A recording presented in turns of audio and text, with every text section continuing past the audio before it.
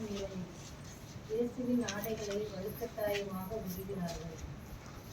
உயிர் போகும்போது மானமும் சேர்ந்து போக வேண்டும் என்று கொலைகாரர்கள் பரிவாக நினைத்ததன் விளைவாக உடல் வேதனையோடு மனவேதனையையும் அதிகப்படுத்தும் நோக்கத்தில் காயத்தோடு ஒட்டியிருந்த ஆடையை வலுக்கட்டாயமாக களைகிறார்கள். மனித உரிமை மீறலின் அதிகபட்ச அத்துமீறல் இதுதான். உருவிழந்து உடையிழந்து இயேசு மௌனமாக நிற்கின்றார்.